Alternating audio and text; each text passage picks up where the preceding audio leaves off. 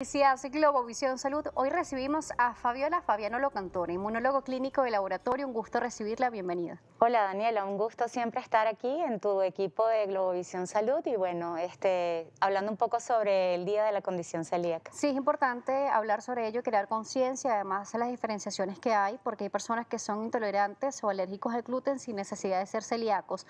Vamos a hablar qué tipo de condición tiene que tener un paciente para ser diagnosticado con celiaquía. Sí, fíjate, la condición celíaca nosotros la identificamos como una condición en el sentido de que muchas veces cuando los pacientes están muy bien controlados, pues ya desaparecen bastantes signos y síntomas de la enfermedad. Y básicamente la condición celíaca se define, Dani, como un trastorno de base inmunológica hacia unos cereales en específicos, no hacia todos los alimentos. Y esto es muy importante, en individuos con una genética familiar susceptible de enfermedad. Eso quiere decir que si nosotros tenemos algunos antecedentes genéticos de manejo inadecuado de gluten, entonces probablemente podamos desarrollar una condición hacia el gluten contenido en trigo, cebada, centeno y en muchos menores casos la avena. Entonces, básicamente la condición celíaca se definiría como un trastorno genético y la biopsia intestinal. En los niños, las pautas actuales establecen que si los niños tienen menos de 10, 8 añitos y que tienen los anticuerpos, algunos anticuerpos de laboratorios muy marcadamente positivos y hay una historia genética positiva y una historia clínica, podemos evitar la biopsia. Pero esto parte por el hecho de que el clínico tiene que pensar en la enfermedad y las unidades especializadas de diagnóstico también tienen que saber cuáles son las pruebas que tienen que determinar. Sí, le pregunto esto porque existen pacientes con una condición celíaca y pacientes que son intolerantes o alérgicos Sí, solamente a estas trazas o sustancias que trae el gluten. sí. Entonces, por eso queríamos saber la diferenciación que existe también entre ambos pacientes. Mira, Dani, nosotros ayer lo estaba publicando en mis redes, una conversación que nosotros habíamos tenido hace mucho tiempo, y la verdad es que hay como una moda de que el gluten es malo, y eso no es cierto. El gluten no es malo para todos los pacientes. Para los pacientes celíacos sí, porque tienen una condición determinada. ¿Cuál es la diferencia entre un celíaco y un paciente con una alergia al trigo o una intolerancia al gluten? De manera inicial, los síntomas se pueden parecer y muy probablemente los tres grupos de pacientes tengan que tener una dieta libre de gluten. Pero en el caso de las alergias al trigo, cuando son bien manejadas, puede haber una reintroducción de trigo. En el caso de la celiaquía, no. Cuando hay una intolerancia al gluten, puede que esa reintroducción de trigo se retrase muchísimo más. En el gluten, la celiaquía tampoco. El celíaco no puede consumir gluten, al menos el gluten que hoy en día se está produciendo a nivel mundial, hasta que salga una vacuna o podamos producir un trigo que está exento de ese pedacito que es lo que dispara el sistema inmunológico. Nos decía al principio que la parte gastrointestinal se ve comprometida, pero no son las únicas características o manifestaciones que puede tener el paciente.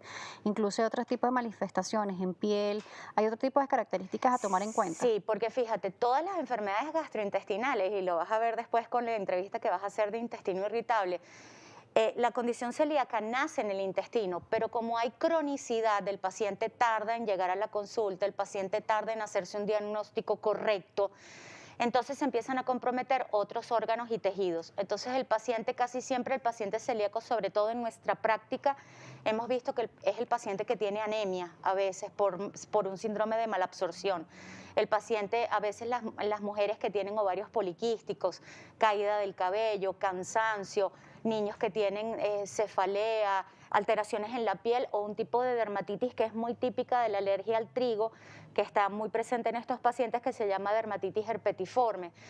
Entonces, cuando nosotros les decimos a los pacientes, si tú ves que tienes un cuadro clínico prolongado, donde hay cansancio, distensión abdominal, alteración en los procesos de evacuación intestinal que pueden ir desde la diarrea hasta el estreñimiento, ovarios poliquísticos, inclusive osteoporosis, es importante que vayas a un clínico que pueda pensar en la condición, más si tú tienes antecedentes familiares de esta enfermedad.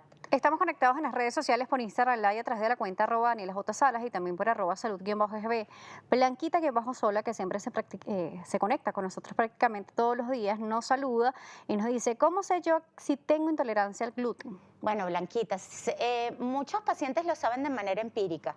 Si consumes el gluten y sientes que hay distensión abdominal, dolor, alteración en los procesos de evacuación intestinal o muchas veces dolor de estómago y por unos días, unas semanas, tú dejas de consumir el gluten y estos síntomas desaparecen, es probable que tú tengas un cuadro asociado a gluten. Si es una celiaquía, si es una intolerancia o es una alergia al trigo, somos los equipos de expertos los que debemos identificar cuál es el cuadro. Nos decía que existen marcadores genéticos específicos para el paciente con condición celíaca, es Sí. decir, que es hereditario. Sí, es hereditario, pero no todos los pacientes que tienen esos genes quieren decir que van a desarrollar la enfermedad. Hay unos genes específicos que se llaman genes de antígenos leucocitarios humanos, que tienen que ver con el sistema inmunológico. ¿Qué pasa? Nosotros en Venezuela podemos tener hasta un 30-40% de la población con esos genes. Y entonces, ¿cuál es la utilidad? La utilidad es que esos estudios genéticos tienen que estar orientados según la historia clínica del paciente, porque tú puedes ir a un laboratorio a hacerte la genética y si te da positiva, si no hay una historia compatible, no necesariamente es la enfermedad. Pero sí hay un componente genético y se ha visto sobre todo como el venezolano que tiene antecedentes de raza mediterránea o de caucásica, sí se ve que hay un componente muy alto. Antecedentes italianos, portugueses, sí se ha visto mucho, sobre todo en Venezuela. Vemos eso que nos dice también de que no todas las personas le hace daño el gluten, sin embargo las personas que sí son celíacas o tienen algún tipo de condición, sí le puede hacer daño y hay que eliminarlo de la dieta. Sí, Y esto es importante también en el manejo de las casas, el manejo de la cocina, saber que hay trazas que pueden contaminar también la comida de este paciente y tener algún tipo de reacción que se llama contaminación cruzada. es correcto. Fíjate, ¿qué es lo que nosotros decimos? El paciente no debe diagnosticarse, ni autodiagnosticarse, ni diagnosticarse por estas modas. El paciente celíaco tiene unas características que nosotros desde el punto de vista clínico identificamos y desde el punto de vista de marcadores de laboratorio también identificamos.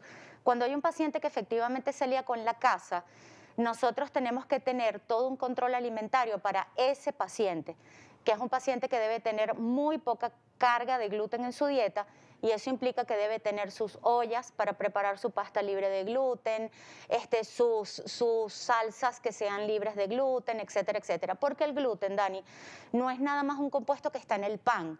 El gluten es un compuesto que se utiliza como preservante. Hay que verlo también dentro de los ingredientes cuando compramos. Igual como cuando un paciente es alérgico, por ejemplo, a los parabenos, a las cremas, que tiene que leer el etiquetado.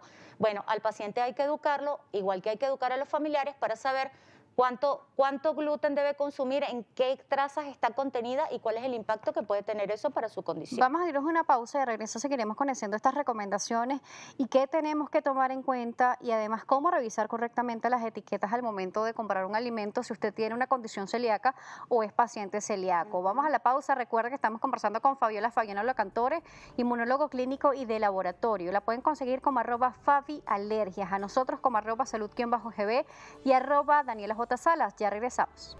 Nos sigue acompañando Fabiola Locantore, inmunólogo clínico y de laboratorio. Estamos hablando sobre la condición celíaca, los pacientes que sufren de esta condición y más en este mes para crear conciencia sobre ello, aunque todo el año hay que estar muy activos y pendientes. Nos decía algo muy importante, que es que el gluten no solamente está en el pan o en las harinas preexistentes, sino también se usa como conservantes. Entonces tenemos que estar atentos a lo que nos dice la etiqueta. No todos los productos en el mercado son libres de gluten. Es así. Y fíjate, es muy importante establecer la diferenciación, porque el paciente que es verdaderamente celíaco, muchas veces el entorno le dice, ay, es que eso es una moda, pero ¿qué te cuesta? Es un poquitico. Y bueno, la ese verdad, poquito puede significar exactamente, porque el paciente celíaco tiene una condición inmunológica que hace que esa cantidad de gluten que recibe le genera un daño intestinal. La verdad es que también en el paciente celíaco que está debidamente controlado, ese paciente que nosotros le llamamos que hace la adherencia al tratamiento, es decir, el paciente que reconoce su condición, que reconoce que hay ciertos alimentos que no debe consumir. Bueno, digamos que cuando hay ciertas transgresiones por algunos alimentos que tienen gluten oculto, la verdad es que si el sistema inmunológico de ese paciente está debidamente controlado, eso no debería ocasionar un mal mayor más que síntomas clínicos que el paciente va a sentir. Va a sentir diarrea o va a sentir dolor. Pero bueno, lo que conversábamos de que hay que saber leer el etiquetado. Fíjate, el gluten es un compuesto que está contenido en estos 4 cereales que te voy a decir en escala de mayor a menor. Trigo, cebada, centeno y mucha menor medida avena, porque a veces depende de los campos de cultivo de los cereales. Preservantes de las salsas a veces de tomate, salsas de estas que le ponemos a los alimentos en la casa. Algunos caramelos o dulces, ¿sí? Chucherías, tienen contenidas estas trazas. Entonces, nosotros tenemos para los pacientes celíacos lo que llamamos el semáforo del gluten. El semáforo del gluten son aquellos alimentos color verde, que es que los puedes consumir seguro porque no tienen gluten. ¿Cuáles? Verduras, vegetales, carnes, etc. Aquellos alimentos de semáforo amarillo son aquellos en los que tenemos que leer el etiquetado. Porque, por ejemplo, es un yogur, por decirte un ejemplo, pero volteas la etiqueta y dice, puede contener trazas de gluten. Un chocolate de estos que son tipos pastillitas de colores que tienen la membrana de color. Tú cuando lo agarras, lo volteas y dice, esto es chocolate cubierto con una costrica de maní, puede contener trazas de gluten. Ese es el alimento que nosotros llamamos amarillo para el paciente, que es el que el paciente no sabe identificar. Y luego el paciente rojo, que es el que casi todo el mundo conoce. Ah, no me puedo comer una pizza porque tiene gluten, no me puedo comer un plato de pasta porque tiene gluten.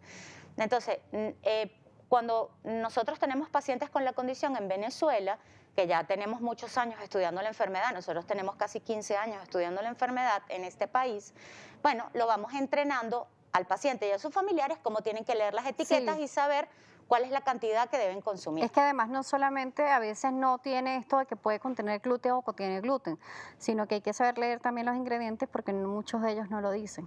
Sí, muchos de ellos no lo dicen y hay otra cosa muy importante, Daniel, lo que tú estás comentando, muy, muy importante. El paciente celíaco cuando es diagnosticado, nosotros lo hicimos en varios grupos poblacionales, de hecho los trabajos están publicados en la revista de la Sociedad Venezolana de Gastroenterología, nos dimos cuenta que el 80% del diagnóstico se hacía en mayores de 20 años. ¿Qué pasa?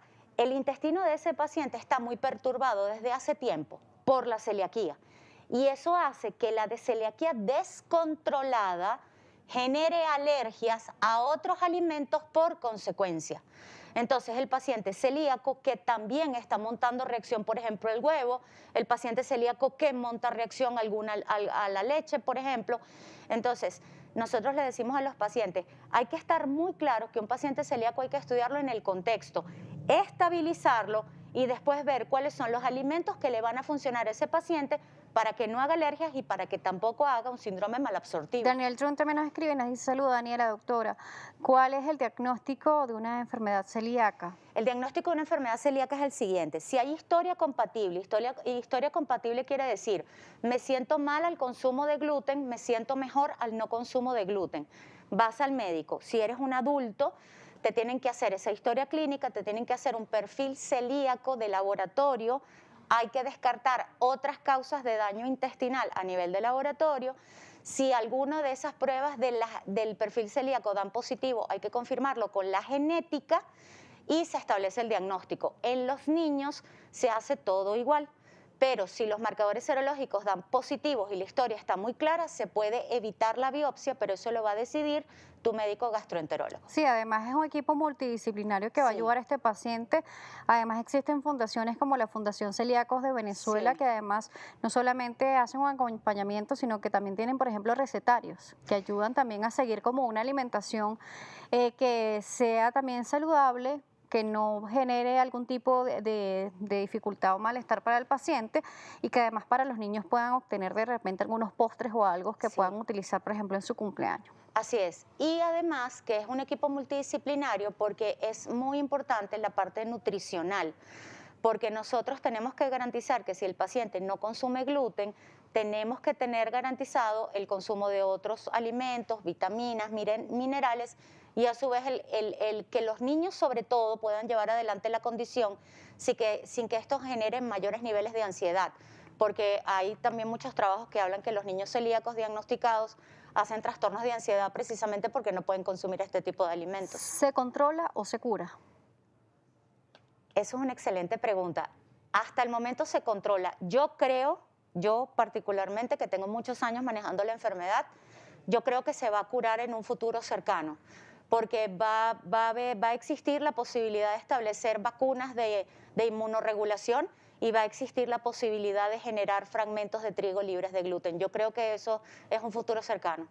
¿Qué puede ser posible Sí, entonces? creo que estoy muy segura de que eso puede ser así. Sería un buen avance y una gran noticia para los pacientes con condición celíaca que se pueda Sí. desarrollar y se pueda implementar y que en nuestro país se pueda hacer. Sí, en Venezuela nosotros durante muchos años hemos hecho mucho hincapié en reconocer este grupo de pacientes porque esos pacientes existen en Venezuela. Creíamos, antes se decía, no, eso no es una enfermedad que nos pase a nosotros. No, sí nos pasa. Hay aproximadamente 1% de la población que tiene esta condición. Además que los venezolanos somos un cruce genético de muchas razas y Sí. el componente genético está presente. Y nosotros hemos hecho mucho hincapié en reconocer a estos grupos, en establecer protocolos de etiquetado a nivel nacional, en establecer políticas de salud ante el Ministerio de Salud y ante las leyes venezolanas que pueda proteger a estos pacientes y aquellos locales que dan venta de estos alimentos, pues establezcan un sistema de etiquetado internacional donde el paciente pueda reconocer que puede consumir y que no.